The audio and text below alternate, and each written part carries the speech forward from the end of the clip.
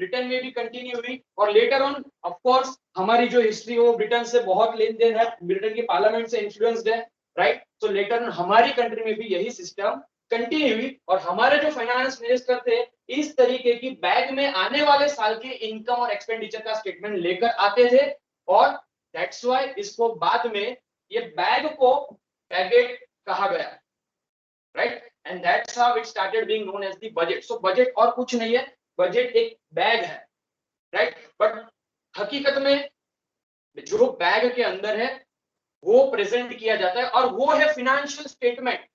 Budget क्या है, आने वाले साल में गवर्नमेंट हमारे लोगों के लिए कौन कौन से एक्सपेंडिचर करने वाली है, हमारा डेवलपमेंट करने के लिए गवर्नमेंट कैसे कैसे कैपिटल एक्सपेंडिचर करने वाली है और कैसे कैसे रेवेन्यू एक्सपेंडिचर करने वाली है, ये दिखाने वाला एक स्टेटमेंट है। सिर्फ और सिर्फ एक्सपेंडिचर से कुछ होता है? नहीं होता। अगर गवर्नमेंट को एक्सपेंडिचर करना है तो इनकम तो जनरेट करनी पड़ेगी ना, यस और नो। तो आने वाले साल में गवर्नमेंट कहां से इनकम जनरेट करेगी, कौन कौन से सोर्सेज से गवर्नमेंट को रेवेन्यू जनरेशन होगी, कौन से तरीके के टैक्सेस गवर्नमेंट बढ़ाएगी कम करेगी, कहां से लोन्स लेगी और इस तरीके से गवर्नमेंट इनकम इन्फ्लुएंस करेगी। So it is the statement in which upcoming income and upcoming expenditure which are going to be incurred by government will be presented. But who presents this? Budget कौन present करता है? Everybody must be knowing this. Who presents this? Yes, finance minister. But why? ये budget present क्यों करना पड़ता है? देखिए हम लोग डेमोक्रेसी में रहता है तो सबसे पहले डेमोक्रेसी में कोई भी डिसीजन अप्रूवल से लिया जाता है, मेजोरिटी से लिया जाता है, वोटिंग से लिया जाता है। सो हमने जो इलेक्ट करके भेजे हैं पार्लियामेंट में मेंबर्स को, वो पार्लियामेंट की मेंबर्स की अप्रूवल लेनी पड़ेगी, इसलिए बजट प्रेजेंट किया जाएगा। आने वाले साल में गवर्नमेंट कहां पे फंड एलोकेशन करेगी और उस फंड एलोकेशन को करने के लिए कहां से इनकम जनरेट करेगी, पॉपुलेशन को ये बताने के लिए बजट प्रेजेंट किया जाता है और फॉर द पब्लिक नॉलेज, ताकि पब्लिक को पता चले कि अपकमिंग फाइनेंशियल ईयर से कौन कौन सी चीजें हमारे लिए महंगी होने वाली है, कौन कौन सी चीजें हमारे लिए सस्ती होने वाली है, हमारे ऊपर गवर्नमेंट कौन कौन से एडिशनल टैक्सेस इंपोज करने वाली है और हमको गवर्नमेंट कौन कौन सी सब्सिडीज देने वाली है, ताकि पब्लिक को पता चले। तो ये चार पर्पस के लिए बजट प्रेजेंट किया जाता है। I already told you and you also told me that who present the financial statements in the country? Finance ministers. तो यहाँ पर प्रीवियस जो चार फाइनेंस मिनिस्टर थे उनकी फोटो है। Who is the current finance minister? Exactly, right? So our current finance minister is Mrs. Nirmala Sitharaman and along with him is Mr. Anurag Thakur. He is the Minister of States with respect to finance matters, right? Everybody knows him, nobody knows him. अगर आपने Covid का package देखा होगा तो जो Covid का package government ने 27 लाख करोड़ का अनाउंस किया, उस पे इंग्लिश में निर्मला सीतारामन जी प्रेजेंट कर रहे थे और हिंदी में अनुराग ठाकुर जी प्रेजेंट कर रहे थे। He is very young and dynamic personality. You must know about him. He is just 46. He is just 46. So this is the power of youth, not the ancestral powers. Then now every year budget is presented as the finance act. Budget किस तरीके से present होता है? Budget present होता है finance act. इस साल भी हमारे कंट्री में मिसेस निर्मला सीतारामन ने फाइनेंस एक्ट प्रेजेंट किया and that is known as budget 2021-2022, right? तो ये जो बजट है वो बेसिकली दो पार्ट में डिवाइडेड है। Not exactly budget, but budgetary speech. This budgetary speech is divided into two parts, part A and part B. Part A is specifically with respect to make the India आत्मनिर्भर, right? हमारी country को आत्मनिर्भर करने के लिए, self dependent करने के लिए गवर्नमेंट ने ये पूरा पार्ट ए प्रिपेयर किया और पार्ट बी में टैक्सेशन मैटर्स है। इसमें आप दो तरीके की टैक्सेशन मैटर्स है, direct tax and indirect tax. अभी आगे देखते हैं कि इसको डिटेल में गवर्नमेंट ने किस तरीके से प्रेजेंट किया। But it is very important to know that how she started her speech. She started her speech by saying, Honorable Speaker, I present the budget for the year 2021-2022. So this is the beginning words of this entire budgetary session, right? And after that, before presenting the actual figures of income and expenditure, she presented certain facts. Budget के अलावा previous year में क्या क्या नई चीजें हुई या आने वाले साल में कौन कौन सी नई चीजें आने वाली है, उसके बारे में उन्होंने बहुत कुछ स्पेशल मेंशंस किए। उसमें सबसे पहला स्पेशल मेंशन ये था कि जैसे ही गवर्नमेंट ने लॉकडाउन अनाउंस किया उसके 48 आवर्स में गवर्नमेंट केम अप विद और prime minister came up with गरीब कल्याण योजना, प्रधानमंत्री गरीब Kalyan Yojana, and total fund allocation within the 48 hours of this COVID lockdown was around 2.76 lakh crores within the 48 hours of the declaration of lockdown। और इस 2.76 लाख करोड़ के अंतर्गत तीन तरीके की गवर्नमेंट ने स्पेशल बेनिफिट दिए। सबसे पहले 800 मिलियन से ज्यादा लोगों को गवर्नमेंट ने फूड कंजम्पशन फ्री में दिया। दूसरी बात 80 मिलियन से ज्यादा फैमिलीज को गवर्नमेंट ने महीनों तक जो गैस होता है, रांधन गैस कहते हैं गुजराती में उसको, वो गवर्नमेंट ने फ्री में दिया। और उसके अलावा गवर्नमेंट ने हजारों करोड़ रुपए फार्मर्स को, माइग्रेंट लेबर्स को, पुअर को, विडो को फ्री में कैश लिक्विडिटी बनी रहे इसलिए गवर्नमेंट ने फ्री में डायरेक्टली खाते में जमा किया जनधन अकाउंट से। और जिनके पास जनधन अकाउंट्स थे बट बाहर नहीं जा पाते थे उनको गवर्नमेंट ने पोस्ट ऑफिस के थ्रू भी घर पे आकर पैसे देने का प्रावधान किया। मैंने खुद ने ये 500 रुपए लिए मेरी दादी के नाम से। That's why I know this. So it is very good initiative taken by this government. उसके बाद दूसरी एक चीज गवर्नमेंट ने क्या की, जितने भी पार्लियामेंट्री मेंबर्स थे दे डिक्लेयर्ड कि वो लोग अपनी एक महीने की सैलरी कोविड फंड में दे देंगे। So they donated their 1 month salary for the welfare of the people. उसके बाद तीसरी चीज गवर्नमेंट ने ये बजट तक 3 आत्मनिर्भर पैकेजेस को अनाउंस किया, आत्मनिर्भर पैकेज 1, 2 एंड 3, राइट। ये तीनों पैकेज के अंतर्गत गवर्नमेंट ने टोटल फंड एलोकेशन तकरीबन 27 lakh crore, which is more than the 13% of entire production of a year। पूरे साल का जो 13% जीडीपी मतलब जीडीपी है उससे 13% से भी ज्यादा ये पैकेज की अमाउंट थी, राइट। उसके बाद गवर्नमेंट ने अभी हमारी कंट्री में 4 अलग अलग तरीके की कोविड वैक्सीन चल रही है, उसमें से 2 वैक्सीन अभी इंजेक्ट होना शुरू हो गया है। And our government and we all should proud on that we are not only using this Covid vaccine for our country, we are using this Covid vaccine for more than 100 countries of the world. So we are here being proved as the global leader. And apart from there are 2 other vaccines which are going to be launched very soon, right? So this is something which we should proud of। Next one, right. अभी Covid के data तकरीबन अगर death rate देखने के लिए जाए तो 112 पर मिलियन डेथ रेट है, जो डेवलप्ड कंट्री की कंपैरिजन में भी बहुत कम है। और अगर हम देखने के लिए जाए कि अभी एक्टिव केसेस कितने हैं तो पर मिलियन सिर्फ और सिर्फ 130 एक्टिव केसेस अभी है as per the budgeted figure. उसके बाद this has been the first time ever in the history of our country that digital budget was presented। अब तक क्या होता था कि फाइनेंस मिनिस्टर पूरा डॉक्यूमेंट्स लेकर आते थे, पेपर्स लेकर आते थे और वही सारे के सारे पार्लियामेंट्री मेंबर्स के बीच में डिस्ट्रीब्यूट होते थे और वो पेपर्स पढ़ते थे। बट हमारी कंट्री में it has been the history that first ever female finance minister and that too is presenting first ever time digital budget through the laptop, pad, electronic pad, digital pad। So this is something which we should also really proud of and ये हमारी government का जो digital India का objective है उसको आगे ले जाएगा। उसके बाद 7 ऐसी चीजें हैं, 7 से 8 ऐसी चीजें हैं जो इस साल में होने वाली है। सबसे पहला we are going to be the independent and that is our 75th year of independence। So we are completing the 75 years, 60 years, it has been 60 years and Goa has been reparted from Portugal and now it has been 60 years that Goa is independent, has been the inseparable part of India। After that it has been 50 years to India-Pakistan war in which the entire Pakistan army surrendered with her defense team, right? Apart from that, this has been the year in which first time ever digital census study is going to be taken and this will be the 8th census study of independent India। सबसे पहली census study कौन से साल में हुई थी? सबसे पहली census study कौन से साल में हुई थी? चलो 1871, राइट। और सबसे पहले इंडिपेंडेंस इंडिया की census study कब हुई थी? 1951, वेरी गुड। सो उसके बाद है we are going to present the president the BRICS summit and after that और 2 चीजें हैं that we are going to launch Chandrayaan 3 this year, and there is going to be the organization of Mahakumbh in this year. So ये 6 चीजें 7 चीजें ऐसी है जो हमारी कंट्री में इस साल स्पेशल है। उसके बाद अब हम आएंगे पार्ट ए के ऊपर। तो पार्ट ए में गवर्नमेंट ने आत्मनिर्भर भारत का फाउंडेशन स्टोन रखा, ऐसा कहा जा सकता है। और इस आत्मनिर्भर भारत के फाउंडेशन स्टोन को अचीव करने के लिए गवर्नमेंट ने टैगलाइन दी, nation first India first, right. और इस ऑब्जेक्टिव को अचीव करने के लिए गवर्नमेंट ने 6 पिलर्स रखे।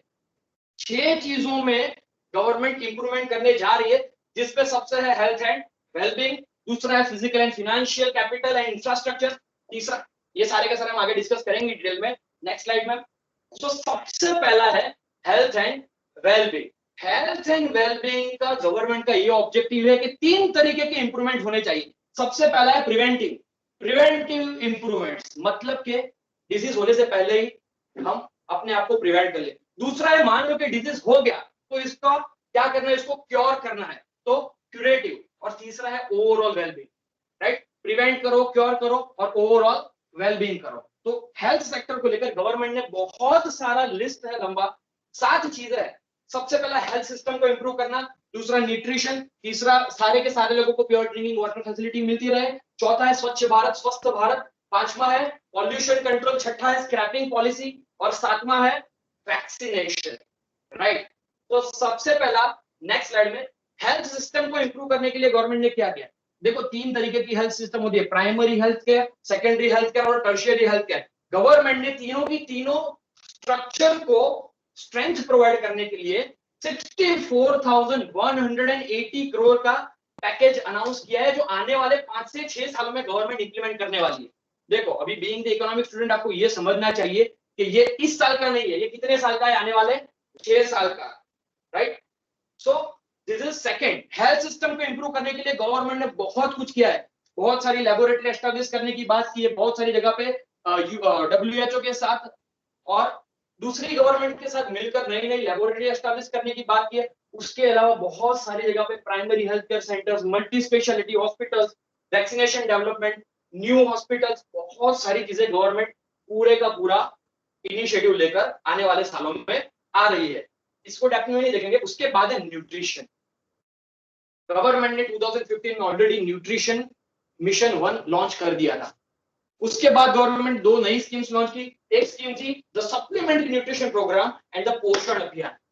पोषण मींस न्यूट्रिशन। इस साल गवर्नमेंट ने ये दोनों स्कीमों को मर्ज कर दी और दोनों को मर्ज करके मिशन पोषण 2 लॉन्च किया, राइट। और इसमें गवर्नमेंट ने 112 से ज्यादा एस्पिरेशनल डिस्ट्रिक्ट को बनाने का, एक आइडियल डिस्ट्रिक्ट को बनाने का प्लान किया हुआ है। उसके बाद तीसरा universal coverage of water supply. देखो सबको पता है प्योर ड्रिंकिंग वाटर फैसिलिटी कितनी ज्यादा जरूरी है। आज भी इंडिया में सिर्फ और सिर्फ 67% लोगों को प्योर ड्रिंकिंग वाटर फैसिलिटी नल से मिलती है। बाकी के 33% लोग या तो स्प्रिंग रिवर से बहते हुई नदी में से कोई झरना है, या तो फिर तालाब है, या तो वेल है, या तो फिर कोई और नेचुरल रिसोर्सेज है, या तो फिर tap water but untreated, treatment किया हुआ नहीं, ऐसे सोर्सेज से पानी पीते हैं। और pure drinking water is at the base of nutrition, right. अगर प्योर ड्रिंकिंग वाटर ही नहीं मिलता, that generates the waterborne disease. तो इट इज वेरी इंपॉर्टेंट। सबको लगता है कि प्योर ड्रिंकिंग वाटर को हेल्थ में क्यों रखा, but it is directly concern with the health, क्योंकि मेजॉरिटी डिजीज शुद्ध पानी न मिलने की वजह से होता है। इसीलिए गवर्नमेंट ने यहाँ पर स्पेशल स्कीम गवर्नमेंट ने लॉन्च की, जल जीवन mission, specifically for urban cities, urban areas, right. और गवर्नमेंट ने इस स्कीम के अंदर तकरीबन 4,378 छोटे मोटे टाउन्स को कंक्लूड कर दिया। और उसी के साथ जो लिक्विड वेस्ट है, देखो सबको पता है ट्रैश वगैरह होता है, कचरा होता है, बट लिक्विड वेस्ट के बारे में कोई ध्यान नहीं देता। लिक्विड वेस्ट सीधा या तो किसी नाली से नदी में मिल जाता है ट्रीटमेंट किए बिना। तो ऐसे 500 अलग अलग सिटीज में, उसको मित्र सिटी कहते हैं, राइट। ऐसे 500 मित्र सिटी में गवर्नमेंट ने ऐसे वाटर ट्रीटमेंट प्लांट्स को एस्टैब्लिश करने की स्कीम लाई है। और इसी को ध्यान में रख के गवर्नमेंट आने वाले सालों में 5 साल में तकरीबन 2,87,000 करोड़ रुपीस स्पेंड करने जा रही है, राइट। हमारी जेब में अभी इसमें से लास्ट वाले 3 जीरो निकाल दो, उतने भी पैसे शायद नहीं होंगे, उतना लाख, उतना crore, right. So government is going to spend very huge. उसके बाद Swasth Bharat, Swachh Bharat, everybody knows this, right? अभी आप भोपाल से वकील ब्रिज जाओगे तो रास्ते में आप लोगों को बहुत सारे स्वच्छ भारत सर्वेक्षण का बोर्ड दिखेगा बहुत सारी जगह पे, तो उसका कनेक्शन इसके साथ है, राइट? तो स्वच्छ भारत के लिए गवर्नमेंट तकरीबन 1.47 करोड़ रुपीस अलॉट करने जा रही है आने वाले 5 सालों में, ताकि हमारी कंट्री क्लीन इंडिया बन पाए। उसके बाद नेक्स्ट स्लाइड है क्लीन एयर। तो एयर पॉल्यूशन, आज भी मैं यही बात करता हूं कि अगर आप लोग रात को 2-3 बजे जागेंगे, अपनी स्पेसिफिकली भोपाल घुमा शेला लोगों वाले लोगों की बात करता हूं, आप कभी बाहर देखना रात को 2:30-3 बजे इतना सारा पॉल्यूशन होगा, क्योंकि रात को हवा हल्की होती है, वो नीचे आती है, it is very polluted, right? तो हमारे जैसे इतने ग्रीन एरिया में भी इतना पॉल्यूशन है, तो पूरी कंट्री में जहां पर इंडस्ट्रियल पार्क चलता है वहां पर कितना पॉल्यूशन होगा। तो पॉल्यूशन को कम करने के लिए भी गवर्नमेंट स्कीम लेकर आई है, और उसके लिए गवर्नमेंट ने 2270 करोड़ रुपीस को अलॉट किया है। और पॉल्यूशन को कम करने के लिए by the year 2023 government is going to do the 100% electrification of our railway. Government is also coming with the scrapping policy, right? ताकि जो पुराने व्हीकल्स है, जो बहुत ही ज्यादा नॉइज करते हैं, जो बहुत ही ज्यादा ट्रैफिक करते हैं और जो बहुत ही ज्यादा पॉल्यूशन करते हैं, गवर्नमेंट ने सोचा कैसे 15 से 20 साल पुराने जो व्हीकल्स है उसको वॉलंटरली स्क्रैप करवा दे। अगर आपके पास ऐसा कोई व्हीकल है तो आप गवर्नमेंट में जाकर उसको दे सकते हो, उसके सामने आपको इंसेंटिव्स मिलेंगे और आप उसके अगेंस्ट में नया व्हीकल खरीद सकते हो। तो अगर कमर्शियल व्हीकल है या तो फिर पर्सनल व्हीकल है, you need to undergo with the fitness test. हालांकि इसके ऊपर अभी गाइडलाइंस कोई क्लियर नहीं है, बट व्हीकल फिटनेस टेस्ट से जाएगा और जो व्हीकल फिटनेस सर्टिफिकेट पाएगा वही व्हीकल रास्ते पे चल पाएगा, और अगर वो व्हीकल फिट नहीं है तो उसको स्क्रैप कर दिया जाएगा, और उस स्क्रैप के अगेंस्ट में आपको कुछ ना कुछ गवर्नमेंट इंसेंटिव देगी, राइट? तो ये है स्क्रैपिंग पॉलिसी। इसकी वजह से तकरीबन 20 से 25 लाख व्हीकल रास्ते पे हट जाएंगे, right? So that is very huge. But इसका एक दूसरा भी पर्सपेक्टिव हम देख सकते हैं एज अ स्टूडेंट, कि इतने सारे ऑलरेडी व्हीकल जो चल रहे हैं वो अगर रास्ते से हट जाएंगे तो नए व्हीकल्स की डिमांड कितनी बढ़ेगी, ऑटोमोबाइल सेक्टर कहां जाएगा? आज से 5 साल पहले जो एक्टिवा, जो जुपिटर तकरीबन 65,000 में मिलता था, अभी वो 90,000 का हो गया है। इसके बाद आगे जाकर क्या होगा, जस्ट इमेजिन। सो डिमांड बढ़ेगी तो सामने प्राइस भी बढ़ेगी। तो अगर आप शेयर मार्केट में इन्वेस्ट करते हो तो ऑटोमोबाइल कंपनी के शेयर खरीद लो, फ्यूचर अच्छा है। उसके बाद वैक्सीनेशन, राइट? इसके बारे में ऑलरेडी मैंने बता दिया है। गवर्नमेंट स्पेसिफिकली इस साल वैक्सीनेट करने के लिए 35,000 करोड़ रुपीस स्पेंड करने के लिए जा रही है, सिर्फ और सिर्फ पूरी की पूरी कंट्री को वैक्सीनेशन देने के लिए, राइट? सो ये बहुत ही बड़ी अमाउंट है, बट डोंट मिस्टेक, 35,000 करोड़ है, ये सिर्फ और सिर्फ इस साल की अमाउंट है, आने वाले साल में ये अमाउंट नहीं होगी, राइट? तो ऐसे 2-3 खर्चे हैं, ऐसे 2-3 एक्सपेंस है जिसकी वजह से ये साल का ये जो हेल्थ बजट है बहुत ही बड़ा हो जा रहा है। तकरीबन अभी हम लोगों ने डिस्कस किया कि 1.85 से 2.85 करोड़ तक वो बजट जा रहा है। आगे देखते हैं फिगर उसकी क्या है। सो वैक्सीनेशन के लिए गवर्नमेंट ने प्लान बनाया। उसके बाद नेक्स्ट स्लाइड में डेटा देखते हैं कि ईयर 2021-22 में गवर्नमेंट हेल्थ सेक्टर के लिए टोटल कितना एक्सपेंस करने जा रही है, 2.2384 लाख करोड़ रुपीस का खर्चा गवर्नमेंट करने के लिए जा रही है, जो इस साल प्रीवियस ईयर की कंपैरिजन में 137% ज्यादा है। लास्ट ईयर जो खर्चा था गवर्नमेंट का, मैं एक previous slide, last time government का जो खर्चा था वो तकरीबन 94,000 करोड़ के आसपास था। इस बार वो खर्चा बढ़ के 2.23,000 करोड़ हो गया। That is 137% more in compared to the previous year. But again, don't mistake here. यहाँ पर इस बार गवर्नमेंट ने दो चीजों को हेल्थ बजट में इंक्लूड किया, एक प्योर ड्रिंकिंग वाटर फैसिलिटी और दूसरा न्यूट्रिशन के बाद स्क्रैपिंग पॉलिसी वगैरह, और 35,000 करोड़ का वैक्सीनेशन का खर्चा है। बहुत सारे लोग ऐसा क्वेश्चन कर रहे हैं कि वाटर को और स्क्रैपिंग को और पॉल्यूशन को हेल्थ सेक्टर में क्यों इंक्लूड किया। ये तीन खर्चों को इंक्लूड करने की वजह से ये बजट 2.23 करोड़ के आसपास हो रहा है, 2.23 lakh crore somewhat around, right? और अगर आप वो फिगर्स को निकाल दो तो ये बजट तकरीबन आ जाता है 80 करोड़ के आसपास, 80,000 करोड़ के आसपास। तो प्रीवियस ईयर में ये बजट 94 की जगह पे 74,000 करोड़ के आसपास था। इस साल वही चीजों का बजट हम कंपेयर करें तो 80,000 करोड़ के आसपास होता है, मतलब 6,000 करोड़ ही इंप्रूव किए गवर्नमेंट, क्योंकि बहुत सारे एक्सपेंस ऐसे हैं जो वन टाइम है और जो हेल्थ में नहीं ले सकते, ऐसा एक्सपर्ट का कहना है, मेरा नहीं, राइट? सो ये है budgeted expenses for the health. Next slide, second point, ये सबसे बड़ी बात है कि गवर्नमेंट ने इस साल न तो टैक्स में कोई रिलीफ दिया, सबको ऐसी एक्सपेक्टेशन दी कि पेट्रोल की प्राइस जो बढ़ रही है गवर्नमेंट उसके ऊपर सरचार्ज, सेल, जीएसटी जितना भी कुछ चार्ज करती है वो कम करेगी। कोविड की वजह से इकोनॉमी में फाइनेंस को इंजेक्ट करने के लिए गवर्नमेंट कुछ ना कुछ सब्सिडीज बढ़ाएगी, टैक्स रिलीफ देगी। और 80C करके 80C सेक्शन है जिसमें डिडक्शन मिलता है, गवर्नमेंट उसमें भी कुछ ना कुछ चेंजेस लाएगी, बट गवर्नमेंट ने उसमें कुछ भी चेंज नहीं। तो यहाँ पर पॉपुलेशन की जो एक्सपेक्टेशन थी वो जीरो रही, राइट। बट इस गवर्नमेंट का सबसे बड़ा विजन इंफ्रास्ट्रक्चरल फैसिलिटीज को डेवलप करना है, राइट। इस गवर्नमेंट का सबसे बड़ा विजन क्या है? इंफ्रास्ट्रक्चरल फैसिलिटीज को डेवलप करना है, ना कि छोटे मोटे छूट छाट देकर लोगों की इकोनॉमी को बढ़ाना। सो इसीलिए गवर्नमेंट इंफ्रास्ट्रक्चरल फैसिलिटीज के साथ साथ ऐसी 20 अलग अलग चीजें हैं जो इंफ्रास्ट्रक्चर और फाइनेंशियल कैपिटल्स को बढ़ाने के लिए कर रही है। इसमें कुछ कुछ पॉइंट्स हम आगे डिस्कस कर रहे हैं, इसको डिटेल में मैं आप लोगों को समझाता हूँ। तो बहुत सारी चीजें, production link incentive scheme startups को बढ़ावा देने के लिए, टेक्सटाइल में एक्सपोर्ट बढ़ाने के लिए, सारी की सारी चीजें में थोड़ी थोड़ी जो ज्यादा इंपॉर्टेंट है नेक्स्ट स्लाइड में मैं डिस्कस कर रहा हूँ। तो ऐसी 20 चीजें जिसको गवर्नमेंट ने फाइनेंशियल एंड कैपिटल इंफ्रास्ट्रक्चर के अंदर डेवलप किया है, इंक्लूड किया है, राइट।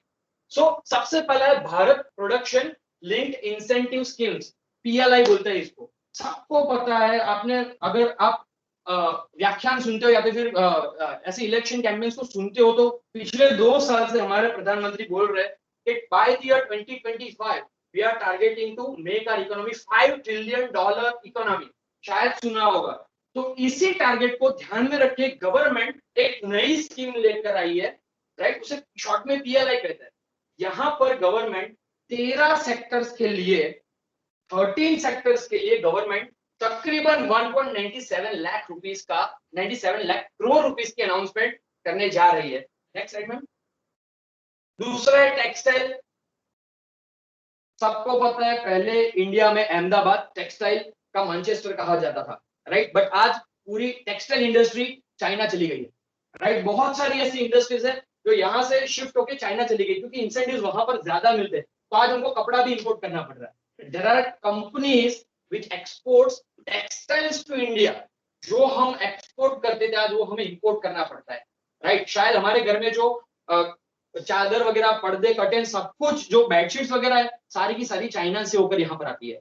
तो इस सिचुएशन को रिवर्स करने के लिए, सारे के सारे सेक्टर में हमको आत्मनिर्भर करने के लिए, even in the textile sector हमारी कंट्री को आत्मनिर्भर करने के लिए गवर्नमेंट 7 अलग अलग जगह पे ऐसे मेगा टेक्सटाइल इंडस्ट्रियल प्लांट्स को एस्टैब्लिश करने के लिए जा रही है, right. So 7 textile parks will be establish over 3 years. 3 साल में ऐसे 7 टेक्सटाइल पार्क बन जाएंगे जिसकी वजह से हमको कपड़ा बाहर से इंपोर्ट करना पड़ेगा नहीं। उसके बाद है infrastructure. In the year December 2019 government announce that हम लोग हमारी कंट्री में इंफ्रास्ट्रक्चर को स्ट्रॉन्ग करने के लिए लगभग 6,835 अलग अलग प्रोजेक्ट्स शुरू करने जा रहे हैं। और जितने भी नए प्रोजेक्ट शुरू हुए उसकी टोटल अमाउंट बढ़ के 7,400 हो गई। और गवर्नमेंट ने प्लान किया कि हम लोग टोटल 111 लाख करोड़ 111 लाख करोड़ रुपीस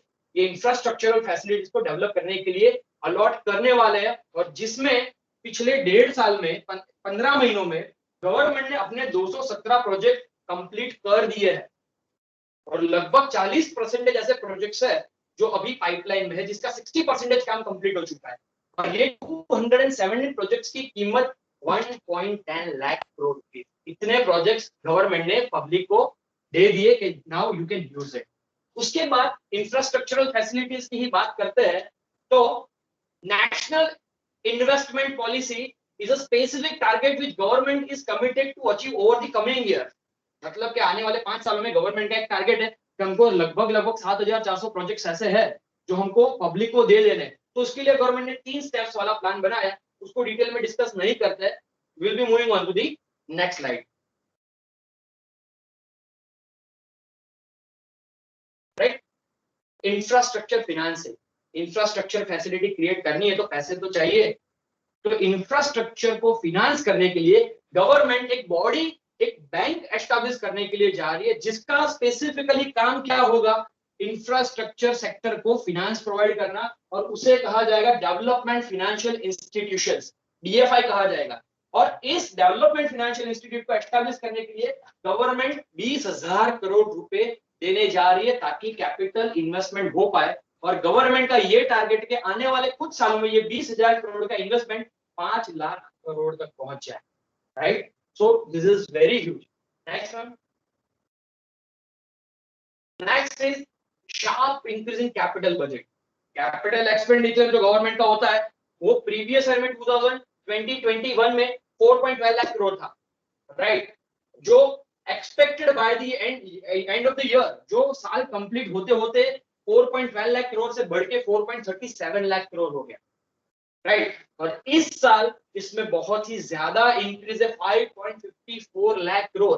पिछले ईयर की कंपैरिजन में देखे तो तकरीबन 1 लाख करोड़ से भी ज्यादा, which is very huge, right. So इसमें 34.5% इंक्रीमेंट है प्रीवियस ईयर के कैपिटल बजट की कंपैरिजन में। और गवर्नमेंट इस अमाउंट्स में से 2 लाख करोड़ डायरेक्टली स्टेट्स को एज अ फंड देना चाहती है, राइट। सो स्टेट्स का भी अपना इंडिविजुअल जो कोई प्रोजेक्ट है उसको वो डेवलप कर पाए। उसके बाद नेक्स्ट है roads and highway infrastructure facility. अगर प्रधानमंत्री की मिनिस्ट्री में सबसे अच्छा कोई काम कर रही है तो नेशनल हाईवे अथॉरिटी है, रोड एंड इंफ्रास्ट्रक्चरल जो मिनिस्ट्री है, जो जिनके मिनिस्टर है Nitin Gadkari, they are doing tremendous job. उन्होंने एक टारगेट रखा है कि आने वाले 2 साल के अंदर हम पूरी कंट्री में 13,000 किलोमीटर के रास्ते बनाएंगे। एंड यू वॉन्ट बिलीव, पिछले साल में गवर्नमेंट ने तकरीबन 3800 किलोमीटर के रास्ते का काम कंप्लीट कर दिया। और आने वाले 2 सालों में बाकी के 11,000 किलोमीटर के नए हाईवेज एस्टैब्लिश करेगी government. And I am damn sure they are going to complete it, because this ministry is the most efficient ministry of this current Modi government, and its minister is who? Nitin Gadkari ji, right? So you must listen his videos, huh? He is very visionary person. He is the politician, but he never wears the dhoti and jabba. He never wears that. You listen his vision, you listen his strategies, it will be really very helpful to understand the economy and this highway infrastructure. Railway की बात करें तो आज से कुछ सालों पहले हमारी कंट्री में ऐसी ट्रेडिशन थी कि रेलवे का बजट अलग से आता था। आप लोगों ने लालू प्रसाद यादव के बारे में सुना होगा, राइट। अगर उनके बारे में नहीं सुना होगा तो राबड़ी देवी के बारे में तो सुना ही होगा, राइट। तो he was one of the railway ministers, he has also presented the railway budget, right.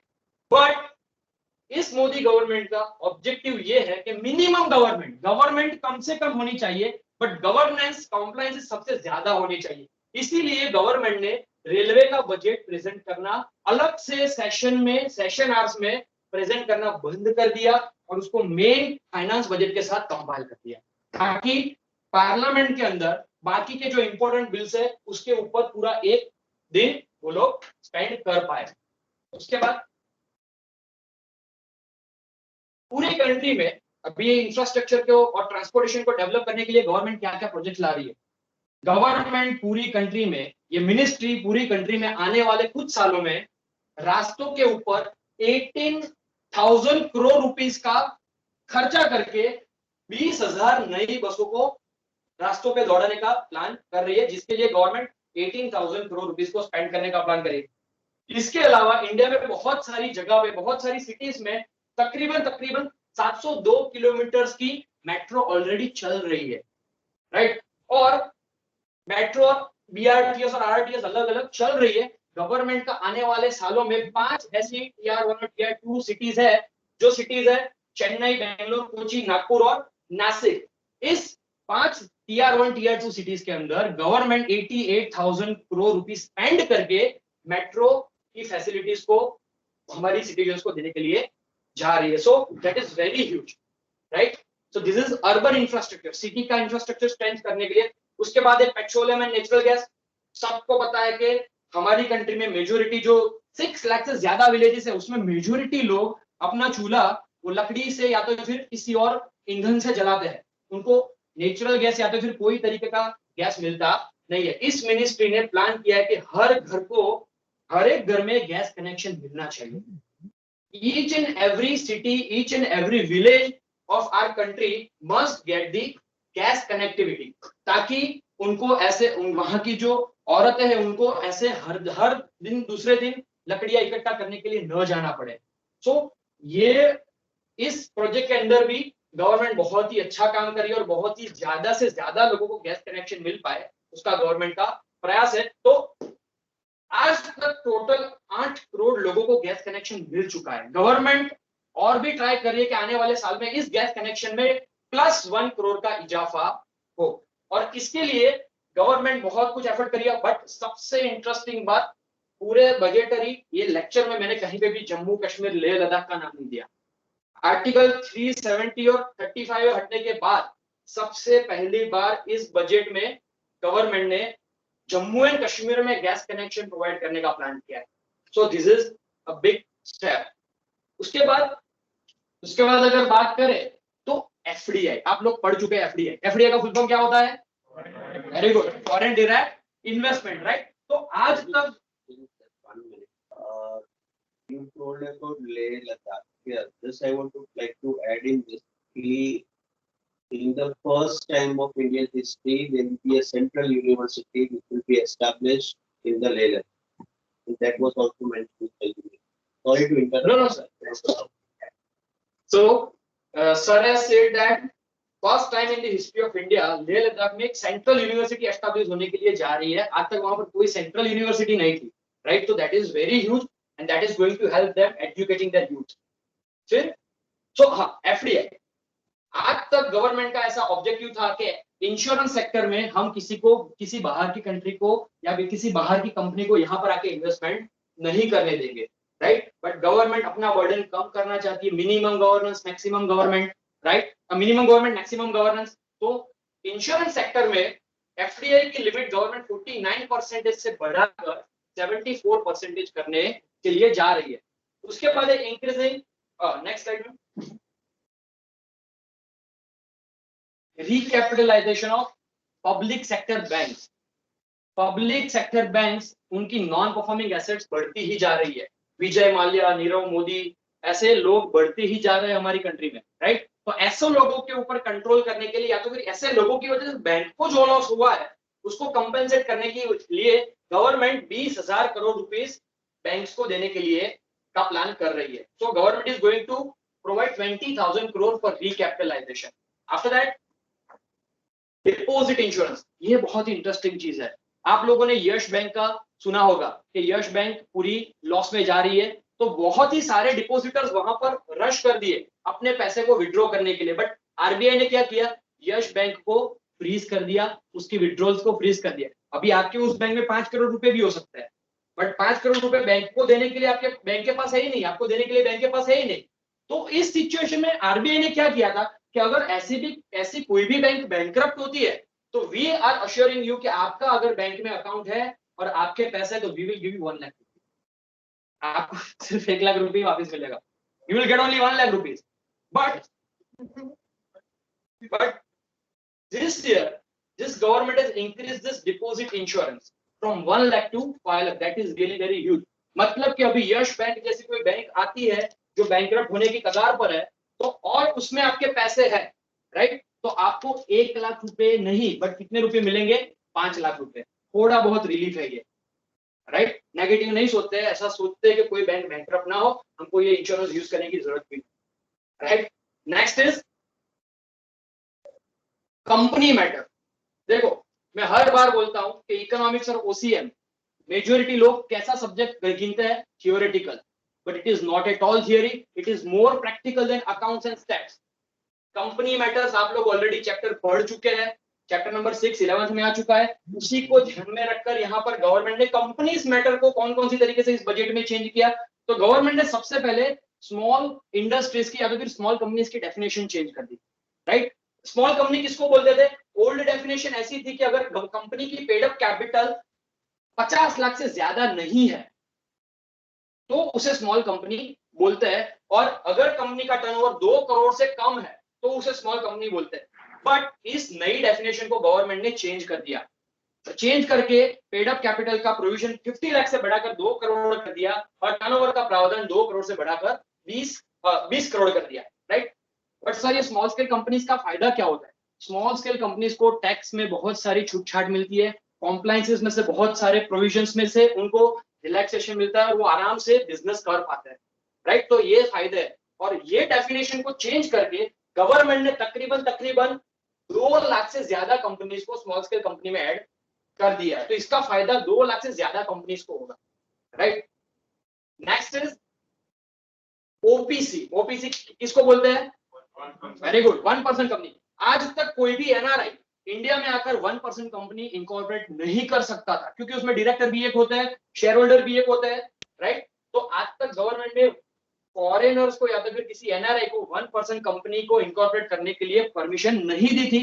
But इस बजट में एफडीआई को बढ़ाने के लिए, बाहर का इन्वेस्टमेंट बढ़ाने के लिए गवर्नमेंट ने एनआरआई को भी ओपीसी इनकॉर्पोरेट करने का प्रावधान इस बजट में कर दिया। Next is resolution of cases. देखो कंपनीज मैटर में बहुत सारे केसेस होते हैं, डायरेक्टर के बीच में केस होते हैं, डायरेक्टर और शेयर होल्डर्स के बीच में मैटर्स होती है, किसी कस्टमर और कंपनी के बीच में मैटर होती है, दो कंपनीज के बीच में मैटर होती है। तो ऐसी बहुत सारी मैटर्स के लिए पहले कंपनीज को हाईकोर्ट में जाना पड़ता था या तो फिर किसी सिविल कोर्ट्स में जाना पड़ता था। बट अभी गवर्नमेंट ने हाईकोर्ट का और सिविल कोर्ट्स का बर्डन कम करके एक नई अथॉरिटी इनकॉर्पोरेट की, that is NCLT, national company law tribunal, right. ताकि ऐसी कंपनी मैटर के जो भी केसेस है वो हाई कोर्ट या फिर किसी सिविल कोर्ट से बाहर जाकर के एक स्पेशल अथॉरिटी में हियरिंग हो। और उसमें भी एक एड ऑन है कि पहले वहां पर फिजिकल जाना पड़ता था, राइट। पहले वहां पर फिजिकली प्रेजेंट होना पड़ता था, बट अभी आप इस केसेस की मैटर्स को ऑनलाइन वीडियो कॉन्फ्रेंसिंग भी हैंडल कर सकते हो। तो ये एक नए बजट में एक नया प्रोविजन है। उसके बाद डिसइन्वेस्टमेंट, राइट। सरकार ने सिर्फ 4 सेक्टर्स को लेकर छोड़कर बाकी की सारे के सारे सेक्टर्स को प्राइवेट करने का सोच लिया है और इस प्राइवेटाइजेशन को करने के लिए गवर्नमेंट डिसइन्वेस्टमेंट कर रही है, राइट। डिसइन्वेस्टमेंट का मतलब आप लोगों को ऑलरेडी पता है, हम लोग ऑलरेडी पढ़ चुके हैं, right. So I am not doing in depth into that. But government अपने सेक्टर्स की जो कंपनीज है, अपने सेक्टर्स के जो कॉर्पोरेशंस है, इन कंपनीज को, इन कॉर्पोरेशंस को उसका स्टेक बेचकर तकरीबन तकरीबन 1.87 करोड़ के आसपास अमाउंट जनरेट करने जा रही है। 1.85 करोड़ रुपीस से गवर्नमेंट डिसइन्वेस्टमेंट कर रही है, मतलब कि उतने पैसे गवर्नमेंट के खाते में आएंगे, राइट। सो आने वाले साल में गवर्नमेंट लाइफ इंश्योरेंस कॉर्पोरेशन का भी आईपीओ लाने वाली है जिसकी टोटल अमाउंट तकरीबन तकरीबन 1.5 लाख करोड़ के आसपास होगी। तो गवर्नमेंट इस तरीके से भी इनकम जनरेट करना चाहती है, राइट। देखो यहाँ पर एक चीज समझनी है, गवर्नमेंट ने टैक्सेस नहीं बढ़ाए ना ही कम किए, बट गवर्नमेंट ने ऐसी स्ट्रेटेजीज अडॉप्ट की जिसकी वजह से प्राइवेट कैपिटल इन इकोनॉमी में आए और उसी के साथ साथ डिसइन्वेस्टमेंट पॉलिसी जिससे गवर्नमेंट 1.85 करोड़ रुपीस इकोनॉमी में कलेक्ट करेगी, राइट। फिर inclusive development of aspirational India, इसमें 4 चीजों को गवर्नमेंट ने कवर किया। सबसे पहला है एग्रीकल्चर। एग्रीकल्चर सेक्टर का डेवलपमेंट करने के लिए गवर्नमेंट आने वाले सालों में क्या करने वाली है। उसके बाद है फिशरी, फिशरी का डेवलपमेंट करने के लिए गवर्नमेंट आने वाले सालों में क्या करने वाली है। उसके बाद है माइग्रेंट लेबर्स। कोविड के टाइम में सबने देखा था कि माइग्रेंट लेबर्स की सिचुएशन कैसी थी, राइट। तो माइग्रेंट लेबर्स के लिए गवर्नमेंट क्या करने जा रही है। और चौथा है फाइनेंशियल इंक्लूजन, मतलब इन सबको फाइनेंस प्रोवाइड करने के लिए गवर्नमेंट क्या क्या करने वाली है। तो सबसे पहले एग्रीकल्चर सेक्टर की बात करें तो एग्रीकल्चर सेक्टर को डेवलप करने के लिए गवर्नमेंट ने बहुत ही ज्यादा स्टेप्स लिए। बेसिकली 4 स्टेप्स है यहाँ पर। उसके पहले ये डेटा देख लेते हैं कि गवर्नमेंट कौन से साल में कौन सी चीज के लिए कितना पेमेंट कर चुकी है। इस स्लाइड को मूव कर दीजिए। ओके, तो एग्रीकल्चर सेक्टर के लिए गवर्नमेंट ने 4 स्टेप्स लिए। आने वाले सालों में गवर्नमेंट एग्रीकल्चर सेक्टर को इंस्टीट्यूशनल क्रेडिट मिल पाए, फॉर्मल सेक्टर से, ऑर्गेनाइज सेक्टर से क्रेडिट मिल पाए, इसलिए तकरीबन तकरीबन 16 लाख करोड़ रुपीस क्रेडिट देने के लिए जा रही है, लोन्स देने के लिए जा रही है। उसके बाद रूरल इंफ्रास्ट्रक्चर को डेवलप करने के लिए गवर्नमेंट 40,000 करोड़ रुपीस का फंड देने के लिए जा रही है। उसके बाद है गवर्नमेंट ने माइक्रो इरिगेशन प्रोजेक्ट्स को बढ़ाने के लिए अपना इन्वेस्टमेंट 5 करोड़ से 5,000 करोड़ से बढ़ाकर 10,000 करोड़ कर दिया। और लास्ट में 1,000 से ज्यादा जो सब्जी मंडी है, जहां पर जो मार्केट्स है उनको इंटीग्रेट करके इनाम करके ऑनलाइन प्लेटफॉर्म है, वहां पर जाकर फार्मर्स अपने प्रोडक्ट को ऑनलाइन बेच सकते हैं। तो ये 4 चीजें गवर्नमेंट ने एग्रीकल्चर सेक्टर को बढ़ावा देने के लिए की। उसके बाद ये सबसे अच्छी चीज है, ये कुछ यूनिक चीज है, one nation one ration. Rationing card का सबको पता ही होगा, राइट? रेशनिंग कार्ड में क्या मिलता है? जो डेली ग्रोसरी होती है, मतलब गेहूं, चोखा, चीनी वगैरह, केरोसिन वगैरह मिलता है वहां से, राइट? मान लो कि पहले सिचुएशन क्या थी कि अगर मेरा रेशनिंग कार्ड यहाँ गुमा गांव का है, तो मैं गुमा गांव का जो मेरा पंडित दीनदयाल उपाध्याय वाली दुकान है, वहां पे जाकर ही उसका राशन ले सकता था। वहां पे जाकर ही मैं उसका राशन ले सकता था, दूसरी कहीं जगह से मुझे राशन नहीं मिलता था। But one nation one ration plan के अंदर अगर मेरे पास रेशनिंग कार्ड है, तो मैं इंडिया के किसी भी स्टोर पर जाकर उस कार्ड से मेरा अनाज ले सकता हूं। बट सर यहाँ पर माइग्रेंट लेबर क्यों लिखा है? तो माइग्रेंट लेबर्स का क्या होता है कि उनकी फैमिली गांव में होती है और वो कहीं दूसरी जगह पे मजदूरी करता है, राइट? तो इस सिचुएशन में क्या हो सकता है कि मान लो कि गवर्नमेंट 10 किलो गेहूं दे रही है, तो 5 किलो वो गांव से रेशनिंग कार्ड से ले सकते हैं और पार्शियली 5 किलो वो लेबर सिटी से भी ले सकता है। मतलब कि बैंक जैसा हो गया। अब ऐसा नहीं है कि आप अपनी बैंक से ही पैसे उठा सकते हो, किसी भी एटीएम में जाकर पैसे विड्रॉ कर सकते हो, यहां से भी या कहीं पे भी। तो ये one nation one ration, this is very good scheme.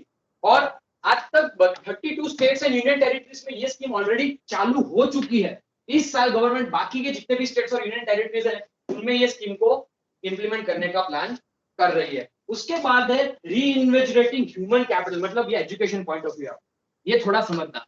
Education sector को बढ़ावा देने के लिए गवर्नमेंट ने कोई एडिशनल खर्चा नहीं किया, ऊपर से अगले साल जितना खर्चा करती थी उसका 99% एक्सपेंसेस गवर्नमेंट ने इस साल कम कर दिया हायर एजुकेशन को बढ़ावा देने के लिए, राइट? तो इसमें गवर्नमेंट ने 5 चीजें रखी। नेशनल एजुकेशन पॉलिसी गवर्नमेंट ने इंप्लीमेंट की है।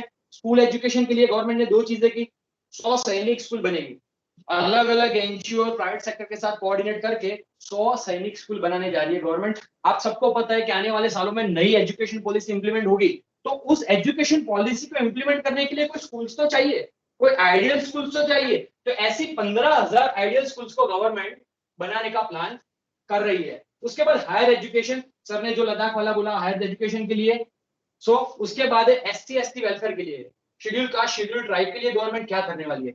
700 से 50 से ज्यादा हॉस्टल एससी एसटी कैटेगरी के लोगों के लिए गवर्नमेंट बनाने जा रही है, जहां पर वो लोग रह सके, न्यूट्रिटिव फूड मिल सके और वहां पर एजुकेशन ले सके। और उसी के साथ साथ गवर्नमेंट तकरीबन 35,290 करोड़ रुपीस की स्कॉलरशिप उनको देने के लिए जा रही है। बट एक साल में नहीं, कितने सालों में? आने वाले 6 सालों में। और लास्ट है स्किलिंग। स्किल बहुत मैटर करते हैं, राइट? अगर आपको थियोरेटिकल नॉलेज मिल गया, बट जब तक आप उस चीज को प्रैक्टिकल नहीं करोगे, you can not do that particular thing.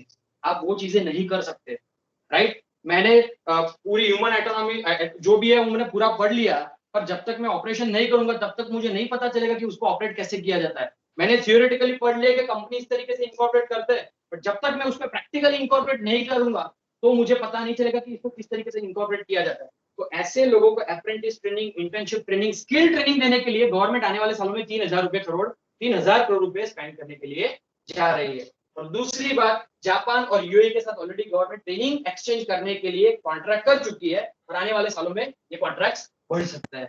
और नेशनल एजुकेशन पॉलिसी में गवर्नमेंट स्पेसिफिकली 6 चीजें की बात करिए। Next slide. सबसे पहला है स्टैंडर्ड, टीचर्स के लिए स्टैंडर्ड डेवलप एस्टैब्लिश हो गया। अभी ऐसा टीचर्स का कोई कॉमन स्टैंडर्ड नहीं है, बट टीचर्स कैसा होना चाहिए, उनको क्या करना चाहिए, क्या नहीं करना चाहिए, उनके लिए स्टैंडर्ड्स एस्टैब्लिश होने जा रहे हैं। उसके बाद एक unique toy university government establish करने जा रही है। आप लोगों ने शायद सुना होगा, टॉय म्यूजियम भी बन रहा है और टॉय का बच्चों के एजुकेशन में बहुत बड़ा रोल होता है। तो ये बच्चों को टॉय यूज करके किस तरीके से पढ़ाया जा सके, उसका भी गवर्नमेंट आने वाले सालों में प्लान कर रही है। उसके बाद एक national digital architectural scheme government ला रही है, जहां से आप एज अ स्टूडेंट या as a teacher, as a trainer कोई भी वहां से books, documents, course material download कर सकता है। उसके बाद है standardization of Indian sign language. ये ऐसी चीजें आज तक किसी ने सोची भी नहीं है। आपको पता है कि जो बच्चे फिजिकली चैलेंज्ड होते हैं, डीफ, डम, ब्लाइंड, उनकी अलग लैंग्वेज होती है, राइट? उनकी लैंग्वेज ही पूरी अलग होती है। बट अगर गुजरात है तो गुजरात की कुछ अलग लैंग्वेज सिस्टम है, महाराष्ट्र है तो वहां की कुछ अलग सिस्टम है, कर्नाटका की कुछ अलग सिस्टम है। तो कोई ऐसा कोई सिंक्रोनाइजेशन नहीं था। गवर्नमेंट अभी ऐसा प्लान कर रही है कि ऐसी जितनी भी स्पेशली चैलेंज बच्चों की स्कूल है उनमें साइन लैंग्वेज को न्यूट्रलाइज कर दिया जाए। तो उसके लिए भी गवर्नमेंट कोर्स के ऊपर काम कर रही है। रिटायर्ड टीचर्स है उनको, अभी जो एग्जिस्टिंग टीचर काम कर रहे हैं उनको ट्रेनिंग देने के लिए भी गवर्नमेंट उनके थ्रू एग्जिस्टिंग टीचर्स को ट्रेनिंग देने के लिए भी सोच रही है। और इंट्रोडक्शन ऑफ एडल्ट एजुकेशन, हमारी कंट्री में एडल्ट एजुकेशन का कॉन्सेप्ट नहीं है, बट आने वाले सालों में गवर्नमेंट एडल्ट एजुकेशन को इंट्रोड्यूस करने जा रही है। तब तक आपका एजुकेशन खत्म हो चुका होगा। मिनिमम गवर्नमेंट मैक्सिमम गवर्नेंस से मैंने बात की, राइट। ये 4 चीजें, इसको हम नहीं दोहराते हैं, नेक्स्ट स्लाइड पे मूव करेंगे, राइट। पार्ट बी में टैक्सेशन मैटर्स है। टैक्सेस कितने तरीके के होते हैं? 2 तरीके। कौन कौन से? Direct tax and indirect tax. Direct tax and indirect tax. Direct tax क्या होता है? गवर्नमेंट हम सीधे सीधा वो गवर्नमेंट को पे करते हैं। और इनडायरेक्ट टैक्स क्या होता है? हम किसी सेलर को पे करते हैं, सेलर हमसे वो टैक्स कलेक्ट करता है और सेलर बाद में जाकर हर महीने, हर 6 महीने, हर साल गवर्नमेंट को पे करता है। तो डायरेक्ट टैक्स और इनडायरेक्ट टैक्स में 2 चीजें आती है। इनडायरेक्ट टैक्स में 2 चीजें आती है, जीएसटी और कस्टम्स एक्ट। जीएसटी सबको पता है, goods and service tax. And customs act मतलब कि अगर आप इंपोर्ट एक्सपोर्ट करते हो तो उसके ऊपर भी एक एक्ट है जिसके ऊपर कस्टम ड्यूटी लगती है। तो ये भी गवर्नमेंट इंट्रोड्यूस करती है। डायरेक्ट टैक्स प्रोपोजल्स में गवर्नमेंट क्या क्या लाई है, थोड़ी स्लाइड से बाकी है। डायरेक्ट टैक्स में गवर्नमेंट ने 2 चीजें लाई है, 4 चीजें वैसे तो। सबसे पहला डीडीटी। डीडीटी मतलब वो पेस्टिसाइड नहीं, डीडीटी मतलब डिविडेंड डिस्ट्रीब्यूशन टैक्स। देखो, कोई भी कंपनी में छोटा मोटा इन्वेस्टमेंट करता है तो उसको ऑब्जेक्टिव क्या होता है कि कंपनी डिविडेंड डिक्लेयर करेगी, मुझे पैसे मिलेंगे। पर कंपनी डिविडेंड डिक्लेयर करती है और उसको टैक्स पे कर देना पड़ता है, तो उसका रेवेन्यू जनरेशन हुआ क्या, राइट। तो उसके ऊपर से बर्डन कम करने के लिए गवर्नमेंट ने डिविडेंड डिस्ट्रीब्यूशन टैक्स को हटा ही दिया। Now you don't need to pay dividend distribution tax. उसके बाद कॉर्पोरेशन टैक्स, आज तक जो 30% था वो 30% से गवर्नमेंट ने कॉर्पोरेशन टैक्स को कम कर दिया है। उसके बाद है introduce faceless assessments and appeals. अगर इनकम टैक्स डिपार्टमेंट आपके अगेंस्ट में कोई भी नोटिस ला रहा है, आपको वहां पे बुला रहा है या फिर आपके रिप्रेजेंटेटिव को बुला रहा है कि मुझे इसका हिसाब दे, ये टैक्स तूने क्यों नहीं भरा, ये खर्चा तेरा डिसअलाउड है, राइट। तो वहां पर फिजिकली जाना पड़ता है। बट अगेन यहाँ पर भी government faceless appeals and trials introduce कर रही है। आप वीडियो कॉन्फ्रेंस से भी अपनी ऑफिस पे बैठ के, अपने घर पे बैठ के ट्रायल को रन कर सकते हो। और उसके बाद लास्ट है रिटर्न फाइल से सबसे बड़ी चीज है। ईयर 2014-15 में टोटल कितने लोगों ने इनकम टैक्स रिटर्न फाइल किया था पता है? 3.31 करोड़ पीपल। 2014-15 में असेसी इनकम टैक्स फाइल करने वाले कितने लोग थे? 3.31 करोड़ लोग। 5 साल में ये लोग डबल हो गए। 6.48 crore people started filing their income tax return. Right? This is very huge. लगभग डबल, राइट। उसके बाद है रिलीफ टू सीनियर सिटीजन। देखो, सीनियर सिटीजन की मेनली 2 इनकम होती है, या तो उनको पेंशन मिलता है या तो उन्होंने पुरानी लाइफ में जब कमाते तब एफडी के, तो एफडी का इंटरेस्ट मिलता है। ये 2 इनकम उनकी मेन होती है। बट अगर इनकी ये 2 सिर्फ और सिर्फ 2 इनकम होने के बावजूद भी उनको इनकम टैक्स रिटर्न भरने के लिए सीए को अपॉइंट करना पड़ता है, उसके धक्के खाने पड़ते हैं, पासबुक भरवाने जाना पड़ता है, तो it is very hectic. And senior citizen ये सब कुछ अफोर्ड नहीं कर पाते, सीए का खर्चा भी अफोर्ड नहीं कर पाते, राइट। तो उनकी सेविंग्स को बचाने के लिए गवर्नमेंट ने क्या किया, अगर आपका बैंक अकाउंट है जहां पे आपको पेंशन मिल रहा है, जहां पे आपको इंटरेस्ट मिल रहा है, तो आपको अभी इनकम टैक्स रिटर्न फाइल करने की कोई जरूरत नहीं है। बैंक आपका सीधे सीधा टैक्स डिडक्ट करके हमको जमा कर देगी। बट यहाँ पे गलत मत समझना, गवर्नमेंट ने कोई टैक्स बेनिफिट नहीं दिया है, गवर्नमेंट ने 1 भी रुपया टैक्स कम नहीं किया है। गवर्नमेंट ने क्या किया है, गवर्नमेंट ने सिर्फ और सिर्फ कॉम्प्लायंस रिक्वायरमेंट कम की, राइट। आपको टैक्स तो पे करना ही है, बट आपको रिटर्न खुद से फाइल नहीं करना है। तो ये 75 ईयर से ज्यादा उम्र के जो सीनियर सिटीजन है उनके लिए गवर्नमेंट ने ये एक रिलैक्सेशन दिया है। उसके बाद क्या है, उसके बाद है reduction in the time of income tax proceedings. देखो, पहले क्या था कि अगर आपकी टैक्सेशन मैटर उतनी सीरियस है तो इनकम टैक्स 10 साल पुराने अकाउंट्स भी आपके ओपन करवा सकता है। 10 साल तक आपके अकाउंट्स को ओपन करवा के आपके अगेंस्ट में प्रोसीडिंग कर सकता है। और अगर नॉन सीरियस मैटर है तो 6 इयर्स तक वो प्रोसीडिंग्स ओपन हो सकती थी। बट गवर्नमेंट ने अपना बर्डन कम करने के लिए ये प्रोविजंस चेंज कर दिए। अभी भी सीरियस मैटर के लिए तो 10 साल ही रखा है, अभी भी सीरियस मैटर्स के लिए 10 साल तक ही रखा है। बट इसमें 2 चेंज किए। एक चेंज क्या किया कि ये सीरियस मैटर में 50 लाख से ज्यादा अमाउंट इन्वॉल्व है तो ही ये रीओपन हो सकती है। और दूसरा, highest authority of income tax की परमिशन लेने के बाद ही ये मैटर रीओपन हो सकती है, राइट। और ये जो नॉन सीरियस मैटर है उसमें 6 साल से कम करके कितने साल कर दिए, 3 साल। तो ये थोड़ा गवर्नमेंट ने अपना काम कम कर दिया। उसके बाद नेक्स्ट स्लाइड में देखें, setting up dispute resolution committee, विवाद से विश्वास स्कीम। अगर ऑलरेडी आपकी इनकम टैक्स डिपार्टमेंट के साथ कोई डिस्प्यूट चल रही है, कोई मैटर चल रही है, राइट, तो यार इसको लंबा मत खींचो, इस मैटर को और स्ट्रेच मत करो, टाइम वेस्ट मत करो, चल सेटलमेंट कर लेते, मैटर ओवर, मैटर को क्लोज करो, राइट। तो गवर्नमेंट ने इस मैटर्स को सेटल करने के लिए विवाद से विश्वास स्कीम लॉन्च की और इसमें एक साल के अंदर लगभग 10 लाख टैक्स पेयर्स की मैटर सॉल्व की गई। और ये जो टैक्स मैटर सॉल्व करने की वजह से गवर्नमेंट का जो टैक्स कलेक्शन हुआ, that was very huge, that was 85,000 crore. It is very huge. एक तो मैटर्स तो कमी हो गई, जितनी एग्जिस्टिंग मैटर चल रही थी वो भी बंद हो गई, और 85,000 करोड़ रुपीस का रेवेन्यू जनरेशन भी गवर्नमेंट का हो गया, राइट। सो उसके बाद नेक्स्ट स्लाइड में क्या है, ये भी जाने दो, faceless income tax appellate tribunal. ये भी मैं समझा चुका हूं कि अगर इनकम टैक्स डिपार्टमेंट के साथ आपकी कोई मैटर चल रही है तो आप उसको ऑनलाइन वीडियो कॉन्फ्रेंसिंग से हियर कर सकते हो, चाहे वो अपील हो, चाहे वो और कोई भी मैटर हो, you can try it online. उसके बाद एग्जेम्पशन फ्रॉम ऑडिट। अगर आपकी इनकम पहले 1 करोड़ रुपए से ज्यादा थी तो आपको टैक्स ऑडिट करवाना पड़ता था, पर गवर्नमेंट ने यहां पर भी रिलैक्सेशन दे दिया, ये इनकम बढ़ा के 5 करोड़ कर दिया। अगर आपकी इनकम 5 करोड़ रुपीस तक है और आप 95% ट्रांजैक्शंस डिजिटली कर रहे हो, आप 95% ट्रांजैक्शंस डिजिटली कर रहे हो, तो आप 5 करोड़ रुपए तक ऑडिट नहीं करवाओगे तो चलेगा। बट गवर्नमेंट ने ये लिमिट भी इस बार इंक्रीज करके 10 करोड़ कर।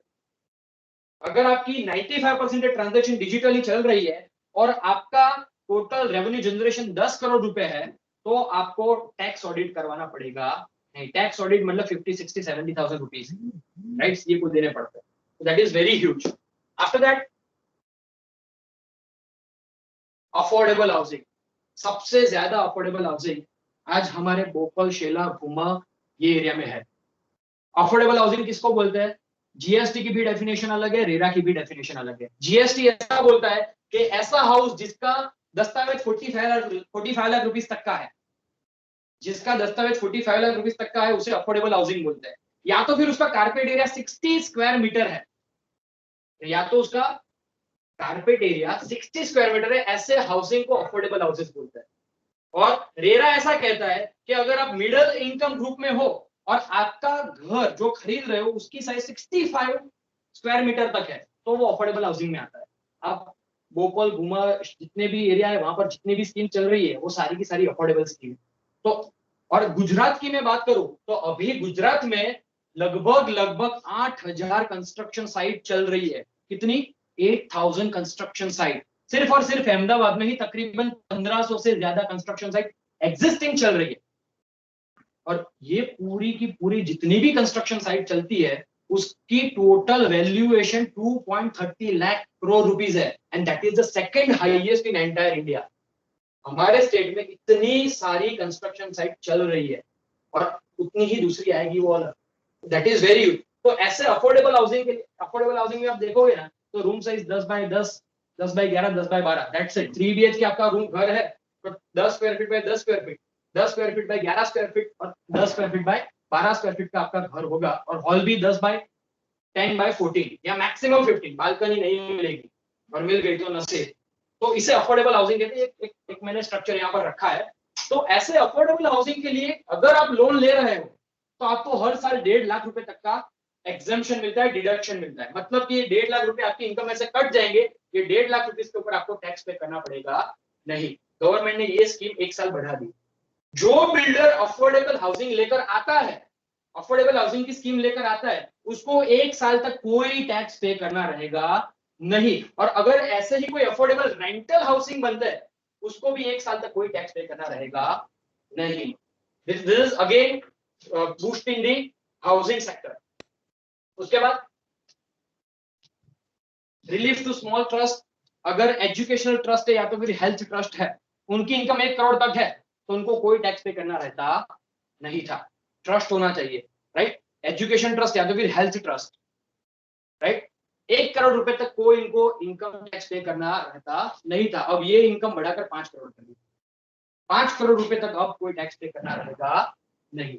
उसके बाद इंसेंटिव स्टार्टअप, राइट, गवर्नमेंट ने जो नए नए स्टार्टअप लाते हैं उनको भी 1 साल तक टैक्स एग्जम्पशन दिया था। आपको 1 साल तक कोई टैक्स पे करना रहता नहीं है। गवर्नमेंट ने ये स्कीम और 1 साल तक बढ़ा दी और स्टार्टअप को रिलीफ दिया। उसके बाद indirect taxes, this is one of the last slide, so don't worry, I'm going to conclude very soon. Government ने जीएसटी लॉ और कस्टम्स लॉ में चेंज किए। क्या चेंजेस है वो हम डिटेल में नहीं जाएंगे, बट इतना मैं बता दूंगा कि गवर्नमेंट ने बहुत सारी चीजों के कस्टम ड्यूटी को, इंपोर्ट ड्यूटी को इंक्रीज किया है। बहुत सारी चीजों की इंपोर्ट ड्यूटी को इंक्रीज किया है। क्यों? क्योंकि अगर इंपोर्ट ड्यूटी इंक्रीज होगी तो हमारे यहाँ डोमेस्टिक लेवल के प्रोडक्ट्स कैसी बिकेगी? अगर इंपोर्ट ड्यूटी बढ़ती है तो हमारी डोमेस्टिक लेवल पे प्रोडक्ट, वो इंपोर्टेड प्रोडक्ट कैसी बिकेगी? कॉस्टली, महंगी, राइट। और कंपेयर टू फॉरेन प्रोडक्ट, अगर हमारी ही कंट्री की कोई कंपनी वही प्रोडक्ट को सस्ते दाम से बनाती है तो हम वही खरीदेंगे। मतलब कि ये किसको बूस्टअप करने का प्लान है? आत्मनिर्भर भारत को, राइट। और इसी वजह से इलेक्ट्रॉनिक्स में जो एसी है, मोबाइल है, बहुत सारी इलेक्ट्रॉनिक चीजें, फ्रिज, वॉशिंग मशीन जो इंपोर्ट होता है या तो फिर उसको बनाने का सामान बाहर से इंपोर्ट होता है, वो कॉस्टली हो जाएगा। तो इसकी वजह से हम सेल्फ डिपेंडेंस रह के वो सारी चीजों को बनाना शुरू करेंगे। तो इसी वजह से गवर्नमेंट ने कस्टम ड्यूटी में चेंज किया। जीएसटी में कोई चेंजेस नहीं है, उसके लॉ में चेंज है, डेफिनेशन वगैरह में चेंज है। तो यहाँ पर कुल देखने के लिए जाए तो जितनी भी इनकम, ये देखो गवर्नमेंट का इन्फ्लुएंस, गवर्नमेंट को ये सारी जगह से पैसे मिलते हैं, ये सारे सोर्सेज है गवर्नमेंट के। इसमें 3 सोर्सेज है। टैक्स रेवेन्यू, गवर्नमेंट टैक्सेस से कितने रुपए कलेक्ट करेगी, उसके बाद नॉन टैक्स रेवेन्यू मतलब के डिसइन्वेस्टमेंट वगैरह से कितने रुपए कलेक्ट करेगी, और तीसरा लोन कितने लेगी। तो ये सारे ऐसे सोर्सेज है जहां से पैसे आएंगे, राइट। कितने पैसे? 34.83 कुछ नहीं lakh crore, right. Total budget size 34.83 lakh crore. और ये सारे पैसे यहां से आए, देखो ये, राइट। और गए कहां पे? ये सारी जगह पे ये खर्चे होंगे। और इसका हम आगे बाइफोकेशन देखें नेक्स्ट स्लाइड में, तो बाइफोकेशन किस तरीके से है। टोटल अगर मान ले कि गवर्नमेंट की इनकम 1 रुपया है, अज्यूम करें कि गवर्नमेंट की इनकम 1 रुपीस है, तो इस 1 रुपीस में से सबसे ज्यादा पैसे कहां से आएंगे? सबसे ज्यादा 36 पैसे गवर्नमेंट बोरो करेगी, लोन्स लेगी, right. Government will be getting the loan 36 पैसा। That means 36% of income of government will be coming from the loans. उसके बाद कॉर्पोरेट टैक्स मतलब कि कंपनी के ऊपर जो इनकम टैक्स लगता है वो 13 पैसा, मतलब 13% है टोटल इनकम का। इनकम टैक्स जो हमारे जैसे इंडिविजुअल्स पे करते हैं, पार्टनरशिप फॉर्म्स पे करती है या तो सोल प्रोप्राइटर्स पे करते हैं, वो 14% कलेक्शन है। उसके बाद कस्टम ड्यूटी 3 पैसा 3% है।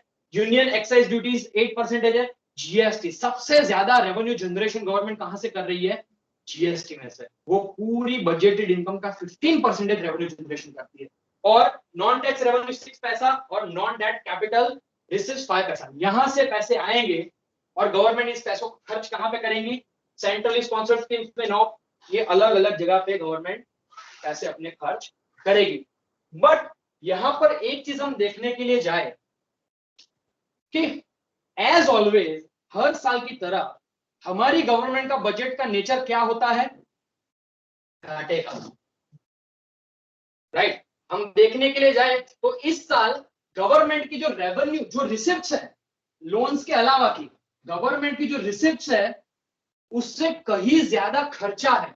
मतलब इस साल गवर्नमेंट 15,06,812 करोड़ रुपीस का घाटा कर रही है, जो टोटल बजट साइज का 6.8% है। So 6.8% is the deficit. It is the deficit of the budget. ये बजट में 6.8% की डेफिसिट है, जो पिछले साल 9.5% थी। किस वजह से?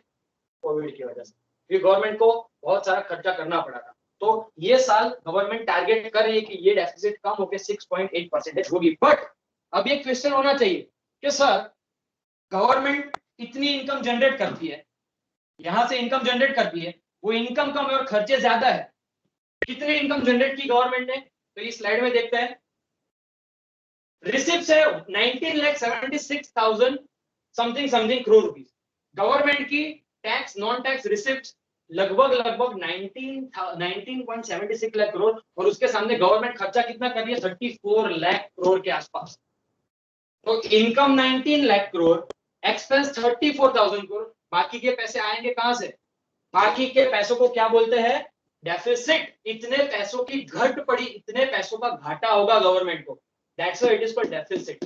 और इस टाइप के बजट को डेफिसिट बजट कहते हैं। हम लोग रिसेंटली ही लास्ट लेक्चर में पढ़ चुके हैं, राइट। तो कितनी डेफिसिट है? तकरीबन 15 लाख करोड़ की डेफिसिट है। बट ये डेफिसिट के लिए पैसे तो लाने पड़ेंगे ना, तो गवर्नमेंट पैसे कहां से लाएगी? ये डेफिसिट को फाइनेंस करने के लिए गवर्नमेंट ये सारे सोर्सेज है, मार्केट बोरोइंग से सिक्योरिटीज इश्यू करेंगी, ट्रेजरी बिल्स इश्यू करेगी, और बिल्स इश्यू करेंगी, लोकल गवर्नमेंट से लोन लेगी, दूसरी इंटरनेशनल ऑर्गेनाइजेशन से लोन लेगी। तो इस तरीके से लोन्स ले लेकर गवर्नमेंट अपने डेफिसिट को कंपेंसेट करती है। देखो यहाँ पर 15 लाख है, तो ये 15 लाख रुपीस कहाँ से आएंगे? तो इतने सारी जगह से आएंगे, राइट। तो इस तरीके से गवर्नमेंट डेट कलेक्ट करती है, और इसी वजह से हर एक साल गवर्नमेंट का सबसे बड़ा एक्सपेंडिचर इंटरेस्ट पेमेंट का होता है। बजट में सबसे ज्यादा खर्चा गवर्नमेंट का इंटरेस्ट पेमेंट में होता है, right. So this is the deficit, और डेफिसिट इसे डेफिसिट फिनेंसिंग बोलते हैं। गवर्नमेंट अपनी डेफिसिट कहां से कंपेंसेट करेगी? इसे डेफिसिट फिनेंसिंग कहते हैं।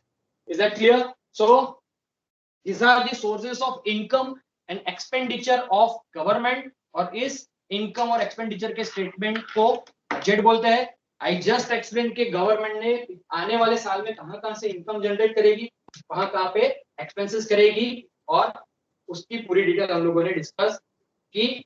आई hope you people got some kind of knowledge through this session, and if I have mistaken anywhere, then I don't mind, I am human, I can do errors.